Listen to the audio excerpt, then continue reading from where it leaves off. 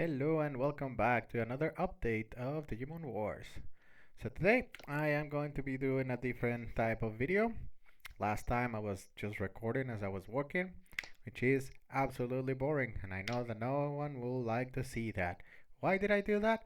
I don't know. I think I felt like I was streamer or something.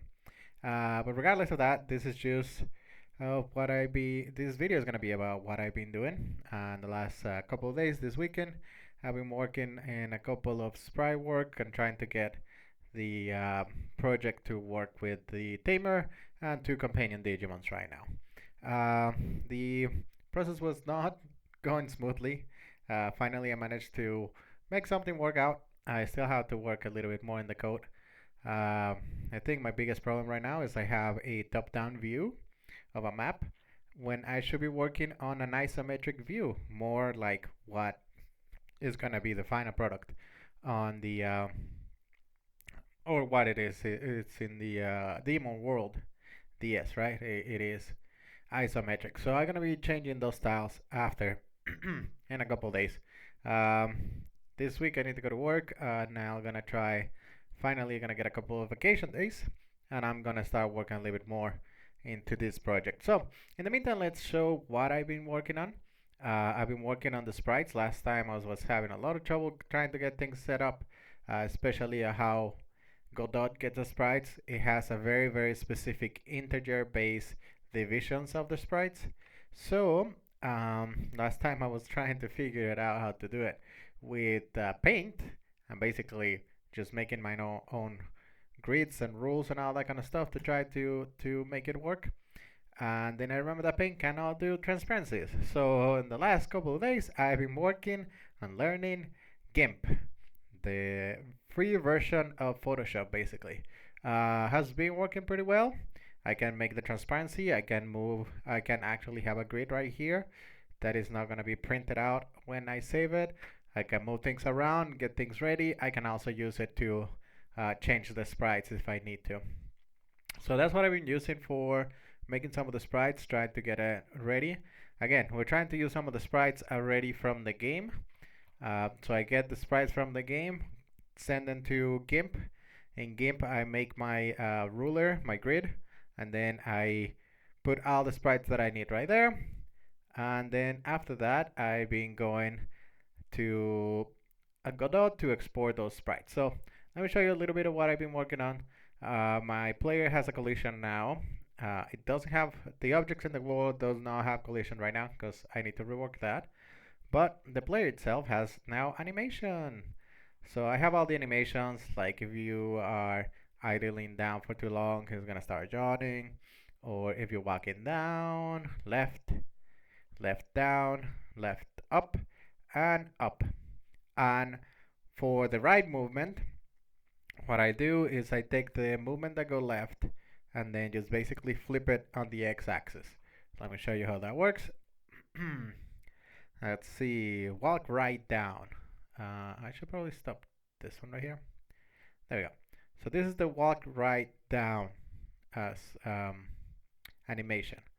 So as you can see, it starts here on frame 1, frame 2, frame 3, frame 4, and then it loops back around as long as you're walking. And I have this little track right here that it says flip H, which is flip the horizontal axis. So as you can see, this is how it's gonna look when it's walking. And I have animations for that, for basically all the different 8 directions that you can walk around. The idle animation too, and just idle. For the idle ones, actually, all I did was copy the first frame of each of the cycle animations, and that's it. Uh, and it tells the game, hey, the cycle animation was walk right, so the idle animation is going to be idle right, based on that. So that's how I have managed to do this. And I put all the information on all of the 8 axes of walking. So as you can see here, this is where diagram, I'll say. It tells the machine, hey, if he's pushing up in the controller, do this animation. If he's like diagonal left, this one.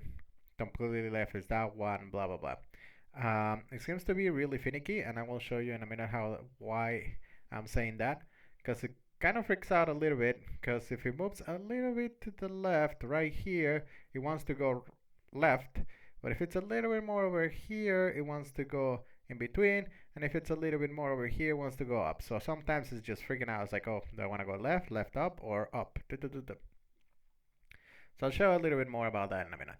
And then I have my partner Digimons. Basically, is just using the same information as if it was another player. It takes my input at the moment. I am going to be working on making him follow with me, but I got all the sprites to also have the animation.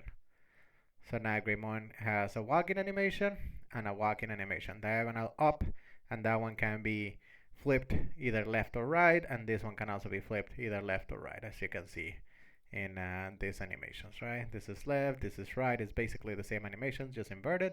That makes things easier, and also got all the animations to work that way. And for my Garurumon right here, I have a different setup just to test it out. Garurumon is only using a basic set of animation tiles. All of them are in one. I can divide it right here, and I can tell the program, hey, you know what? I want these animations to play. And it does that. But in order to make it walk, I have to specifically tell them which direction you are going. And I think the other one that I have for the other two is better. But this is another one that I can use maybe if I want to simplify things. Um, Again, the only problem is I have left, right, up, down when we should be doing um, up, left, up, right, etc., etc. It's just more isometric. So it's just something that I've been testing just to get used to the program and all that kind of stuff. And let me show you what the result is. So we have right here the game, and then if I can move to the right, to the left, right? It seems pretty good. It's pretty nice and responsive. And then this is up left, like you can see, it's kind of freaking out. And when it's up, when it's down right, it's actually looking quite nice. And then sometimes it freaks out, sometimes it doesn't. It just depends how you push the button. So I am going to working on getting that fixed, but now our character is our tamer. The sprites are correct, and we can move in the world, which I think it's a pretty good achievement. So I'm gonna use that for the basis for everyone else. I got a bunch of sprites that are gonna need some rework, but in the meantime, what we're gonna be doing is just working on getting things set up with the tamer. Next stuff is going to be getting the Digimons to follow the tamer. If we go back to our sprite right here to our Excel file, you can see there's the two ones that I'm gonna be working on. I got the overworld movement, that's good, and then I still need to work on the sprites for the player. So next one is going to be this two right here. So what we're gonna do is just ta-da. So that's gonna be the next one, and hopefully I can get these 4 done by the end of the week. It's a slow process. My respects to all the game developers that work on the animation of different things, especially sprite work. I had to do every single part of this thing one by one. It is a lot of work, but we got it working. We're gonna be tweaking it, just making it work better and making the Digimons to follow the player like in the games, and that should be our next step. So please keep tuned for the next update, and I hope you guys have a good day. Bye bye.